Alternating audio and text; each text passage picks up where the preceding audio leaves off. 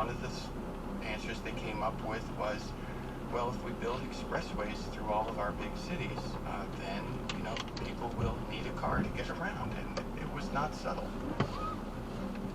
My name's Sean Meredith. I'm just a guy who lives in Los Angeles. My point of view, especially from someone who's a bike rider, the streets are not for you, and the streets are for cars. And so you kind of get this feeling that, you're lucky to get some space here and there. A few years ago, he noticed that there was one place in his neighborhood that seemed pretty dangerous.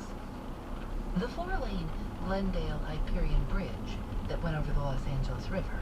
Anybody who doesn't have a car and needs to get from one neighborhood to the next has to try to get onto this bridge. And there's no crosswalk, there's no signalized light, and cars can be going up to 60 miles an hour. In 2015, the city decided to install new bike lanes on the bridge. But to do it, they said they needed to remove one of the sidewalks. If they did that, people could only walk on one side of the bridge, and there would be no way to cross safely.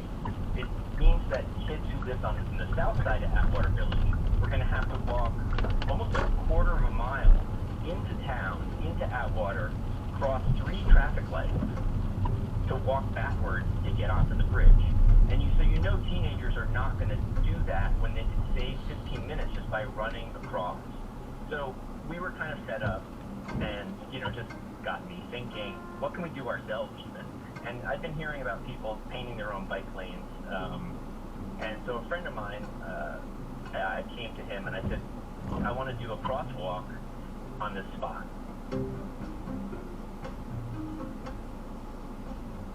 We'll be right back.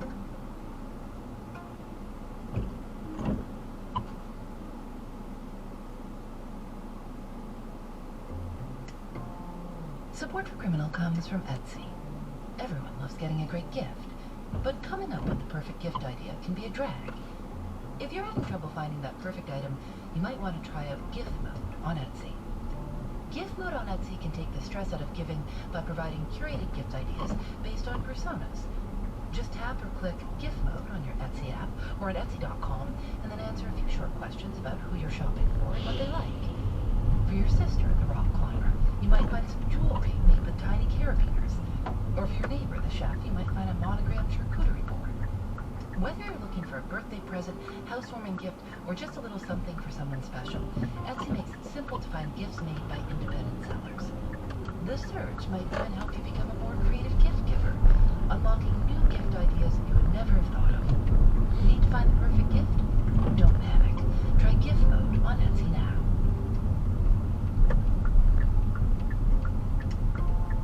Thanks to Progressive for their support. While you're listening to the show, maybe you're also doing something else. Driving, dishes, folding laundry. I listen when I go on walks. If you're not currently driving a car, you could also be getting an auto quote from Progressive Insurance. Save money right now from your phone. Drivers who switch to Progressive save nearly $750 on average. And auto customers qualify for an average of 7 discounts. Discounts for having multiple vehicles on your policy, being a homeowner, and more. Progressive will be with you 24/7, 365 days a year, so you're protected no matter what. You can get a quote for your car insurance at Progressive.com to join over the 28 million drivers who trust Progressive. Progressive Casualty Insurance Company and Affiliates. National average 12-month savings of $744 by new customers surveyed who saved with Progressive between June 2022 and May 2023. Potential savings will vary. Discounts not available in all states and situations. One night, Sean Meredith and a friend went out to the Glendale Hyperion Bridge. They brought cans of spray paint. They waited for cars to pass, and when there was a break in the traffic, Sean went into the street. I would just walk across the street doing a line, and then we added more lines, and then there were the cross lines, and we just went over and over again.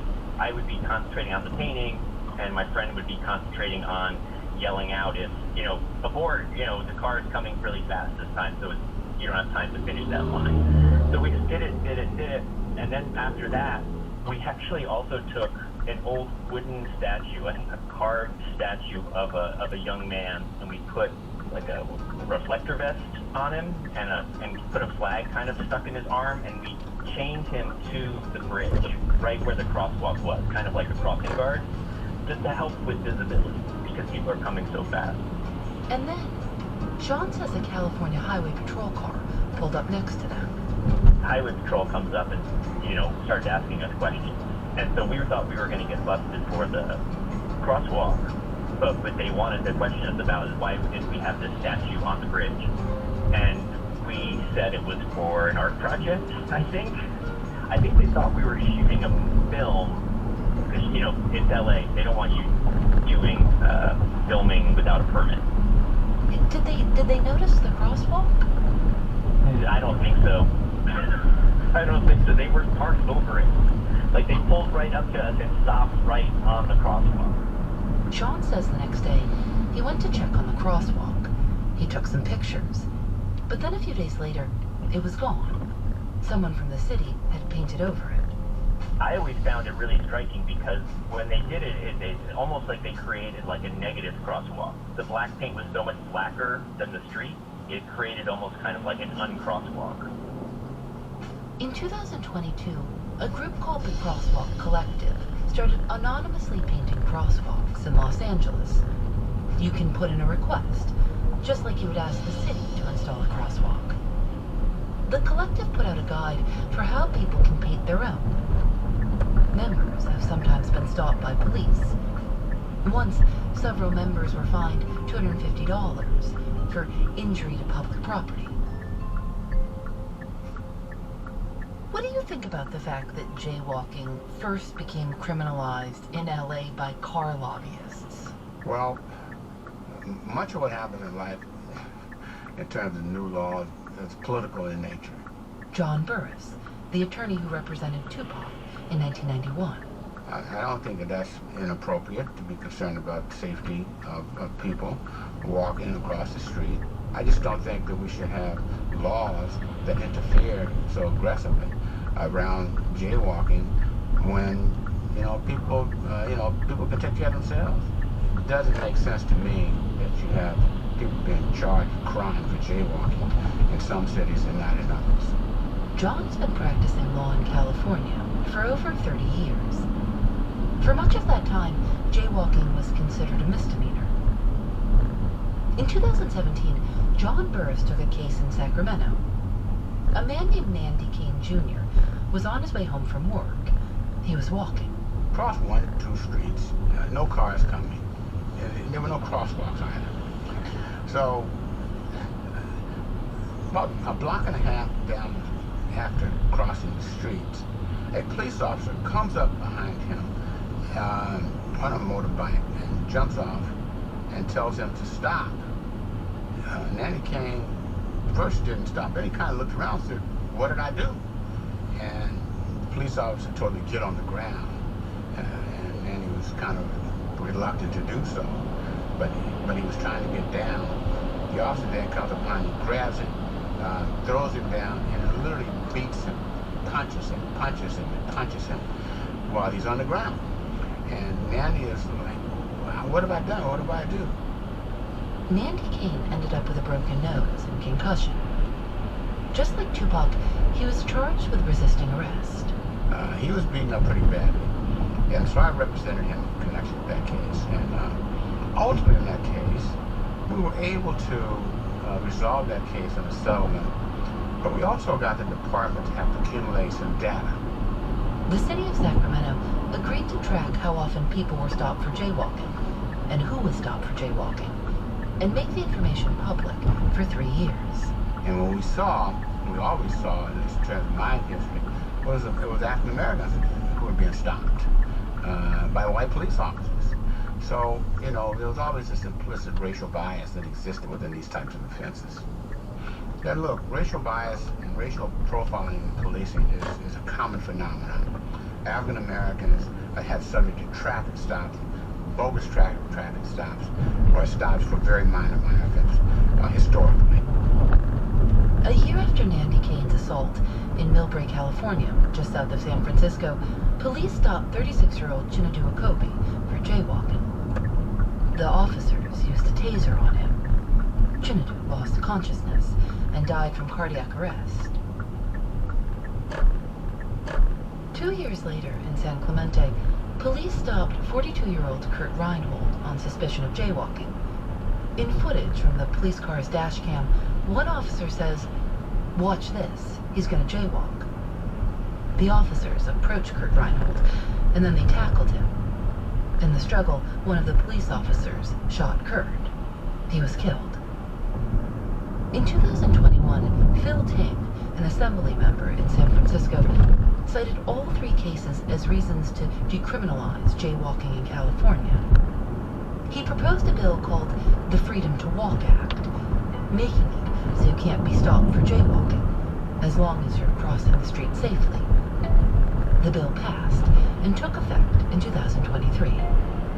I think the law itself, although it's relatively new, should decrease the encounters. But as we know, and you probably know as well, because they're arbitrary in the sense that any police officer can decide arbitrarily whether that offense itself is worthy of being stopped.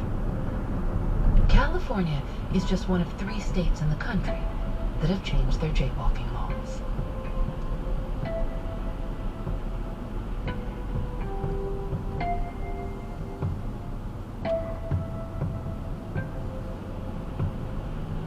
Criminal is created by Lauren Spohr and me. Nadia Wilson is our senior producer. Katie Bishop is our supervising producer. Our producers are Susanna Robertson, Jackie Sachiko, Lily Clark, Lena Sillison, and Megan Kinane. Our show is mixed and engineered by Veronica Simonetti. Julian Alexander makes original illustrations for each episode of Criminal. You can see them at thisiscriminal.com. And you can sign up for our newsletter at thisiscriminal.com/newsletter. We hope you'll join our new membership program, Criminal Plus. Once you sign up, you can listen to Criminal episodes without any ads, and you'll get bonus episodes with me and Criminal co-creator Lauren Spohr, too. To learn more, go to thisiscriminal.com/plus. We're on Facebook and Twitter at Criminal Show, and Instagram at Criminal_podcast. We're also on YouTube at youtube.com/criminalpodcast. Criminal is part of the Vox Media Podcast Network. Discover more great shows at podcast.voxmedia.com. I'm Phoebe Judge. This is Criminal.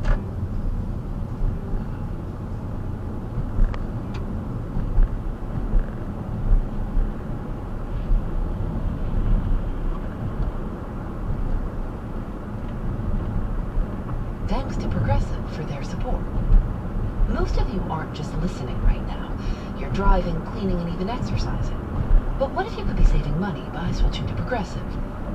Drivers who switch to Progressive save nearly $750 on average, and auto customers qualify for an average of 7 discounts. Multitask right now. Quote today at Progressive.com. Progressive Casualty Insurance Company and Affiliates. National average 12-month savings of $744 by new customers surveyed who saved with Progressive between June 2022 and May 2023. Potential savings will vary. Discounts not available in all states and situations. Hi, I'm Johanna Ferreira, Content Director at Pop Sugar Juntos. Juntos is all about celebrating Latinx culture, pride, our many intersectional identities, and joy. Thanks to support from Prime, there's so much to get into over at Juntos this month. From conversations with the Latinx minds behind our favorite new movies and resurrected TV shows, to thoughtful celebrity commentary and exclusive interviews with some of the biggest Latin music artists today. And it doesn't stop there. Get more of the music, movies, and shopping you love on Prime. Whatever you're into, it's on Prime. Visit Amazon.com/Prime to get more of whatever you're into, from streaming to shopping. And get all of our latest .com/juntos. Con amor, Johanna. This message is brought to you by Nuveen. Nuveen has provided investment excellence for 125 years, with expertise across income and alternatives. Nuveen continues to expand its capabilities while maintaining its legacy as a leading investment manager. Visit Nuveen.com to learn more. Investing involves risk. Loss of principal is possible. Here's your money briefing for Friday, May 3rd. I'm J.R. Whalen for the Wall Street Journal. After decades of working, many Americans imagine they'll keep working after hitting retirement age. That is, until they reach retirement age. There is this noted kind of psychological thing that happens where people tend to be fairly optimistic about prospects for the future. Workers say they're going to retire at 65. Retirees say they, on average, retire at 62. We'll talk to Wall Street Journal reporter Ann Ferguson after the break.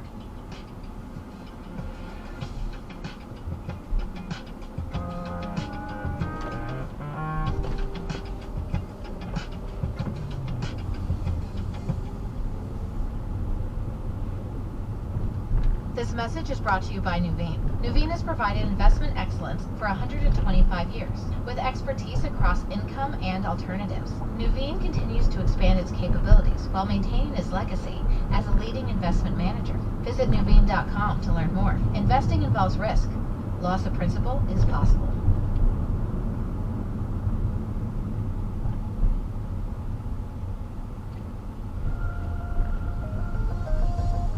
People often envision retiring at age 65, but that seems unlikely when reality sets in. Wall Street Journal retirement reporter Ann Ferguson joins me.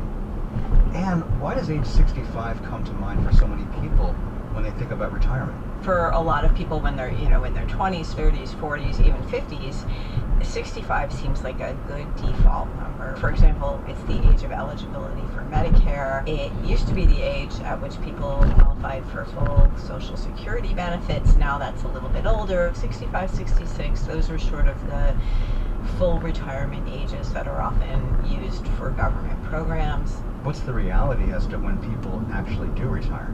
So according to a long-standing survey that I write about, it's pretty consistently found that while workers say they're going to retire at 65, retirees actually on average retire at 62. Is there a sense of optimism that people feel they could work well beyond 62 or 65 just based on what their mindset is at earlier ages? There is this sort of noted kind of psychological thing that happens where people tend to be fairly optimistic about prospects for the future. So there's a bias towards optimism.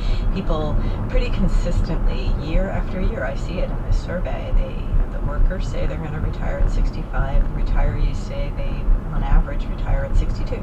For a lot of people, their 401k is held up as the stock market has trended higher. But what's their financial mindset about retirement? The survey that this article looked at is, again, very long-standing survey, 34 years running. The big issue that survey tries to address every year is how confident are people about their retirement prospects and their ability to live comfortably in retirement. According to the survey, actually, retirement confidence has rebounded. So in 2022, we saw both the stock and the bond markets fall. We also saw very high inflation. So I think that both workers and retirees that year, in the survey that reflected the experience from that year, their confidence in their ability to live comfortably in retirement declined significantly, as you might expect. The markets have since recovered. Inflation is lower. It's trending lower. So we did see a rebound in the confidence levels. It's not back at the peak that they experienced a couple of years ago, but it's nonetheless rebounding. So people are generally feeling pretty good about their prospects. We've talked on the show before. We aired a special series about this last year, about how the current younger generation of workers could be facing a 60-year career that might last well into their 70s. Could that mean that the optimism about working into later years isn't so far-fetched?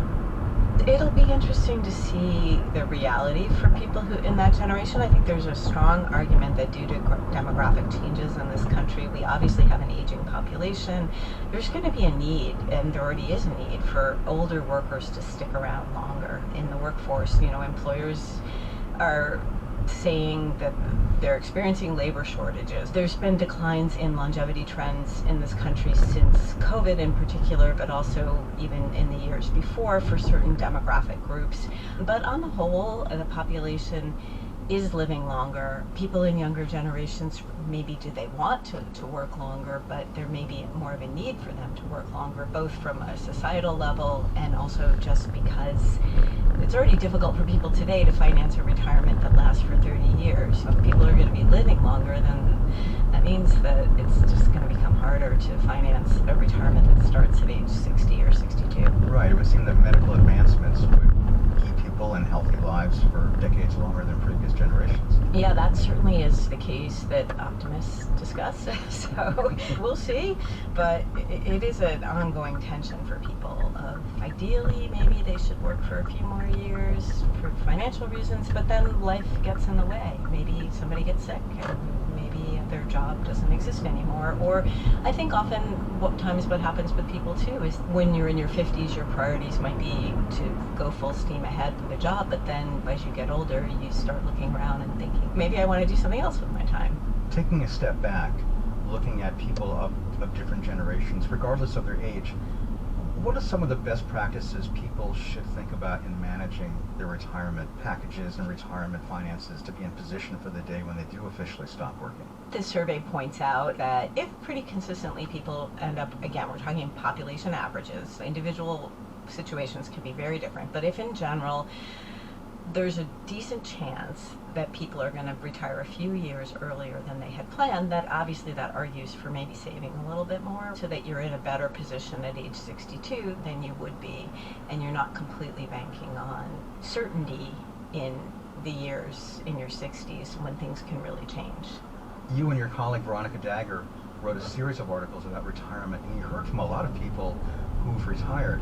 What do they tell you about how they manage their finances? We profiled groups of people, some of whom retired with as much as $5 million and some of whom retired on Social Security. And the really fascinating thing for us is that a lot of these people, they did experience the situation where maybe they had planned to work longer and then either they could afford to retire early and they did, or in a lot of cases, life threw them a curveball, they ended up retiring sooner than planned. And a lot of those people who don't have big nest eggs, it's been very interesting to see the ways that they make do. And a lot of them really do manage to have very fulfilling lives in retirement on budgets that maybe they hadn't foreseen. And it's been really heartening to see the ways that people are very creative in their approaches to what they do in retirement. There was one woman who I really enjoyed speaking to who lived in Florida, and she would travel with her boyfriend. They would go to Nova Scotia every summer in an RV camper and just park like on the beach and live there for the summer, and it was great. And then she would, I love that idea. it was great. And then she would go to Toronto and visit her grandchildren and rent an Airbnb in a kind of a cheap basement apartment and down the block from her grandchildren and spend time with them. So it was just a lesson to me in how you can really have some very fun adventures without spending a lot of money. That's WSJ reporter Ann Turgeson. And that's it for your Money Briefing. We'll be back on Sunday with the next installment of our series, Buying a Home and Keeping It, where we'll discuss managing the cost of repairs and renovations so your home doesn't turn into a money pit. This episode was produced by Ariana Osperu. I'm your host, J.R. Whalen. Jessica Fenton and Michael Laval wrote our theme music. Our supervising producer is Melanie Roy. Aisha Al-Muslim was our development producer. Scott Salloway and Chris Zinsley are our deputy editors. And Falana Patterson is the Wall Street Journal's head of news audio. Thanks for listening.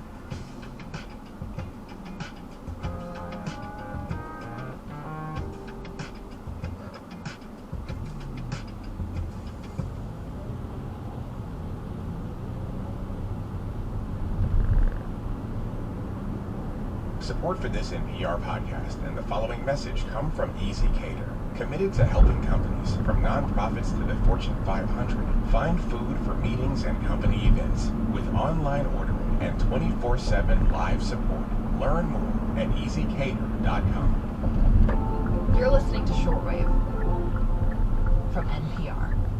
Hey Shortwavers, Emily Kwong here with two beloved colleagues for our regular roundup of science and news. We got Juana Summers with us. Hello. Hey, thanks for having me back. Hey, and news roundup, veteran champion MVP Regina Barber. Thank you, yes.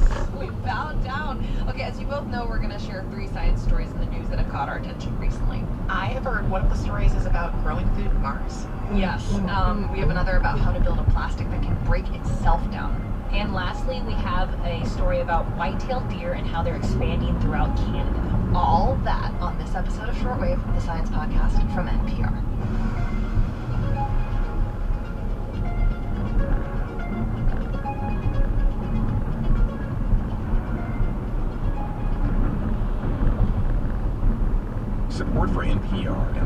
message come from PBS. PBS invites you on a trip to the future.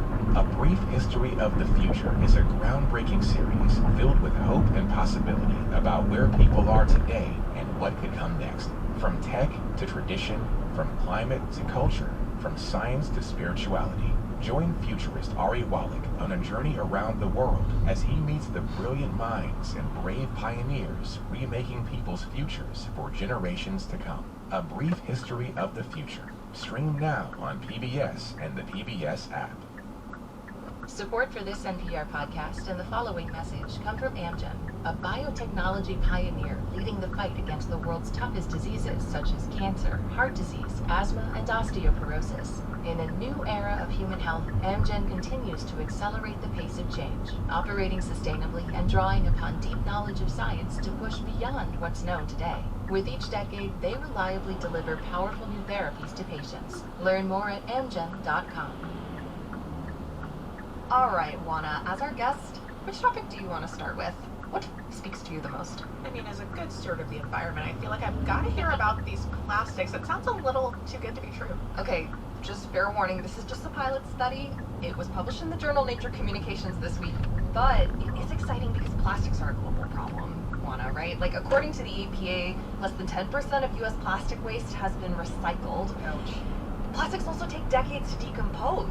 Like, they never truly go away. They just break down into smaller and smaller pieces. And if I remember correctly, these are called microplastics? Right, so what if I told you that there are these researchers that found a way to embed something special in the plastic to help break it down more quickly? Guess what it is? I really should have paid more attention in science class. You gotta tell me. Well, yeah, it's microbes. Microbes that love to eat this kind of plastic called polyurethanes that are found in all kinds of things, watch bands, phone cases, and footwear. Okay, go on. And to break down this polyurethane, the researchers identified a strain of bacteria which they then engineered to withstand extreme high temperatures so that the bacteria could survive the manufacturing process. And the final product, this microbes plus plastic construction, it looked kind of like linguine pasta when it came out. It was this like long yellowish strip, and the researchers then put it directly into compost, causing the microbes to wake up and do their thing. To eat the plastic?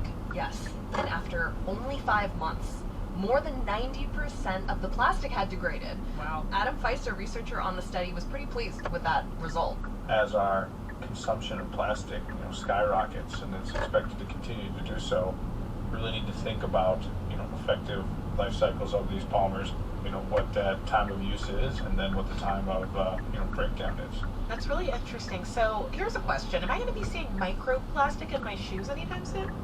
Not anytime soon. Plastics experts I spoke to had a lot of follow-up questions for these researchers. They wanted to know things like, would a product like this break down in a landfill as easily as it did in a lab?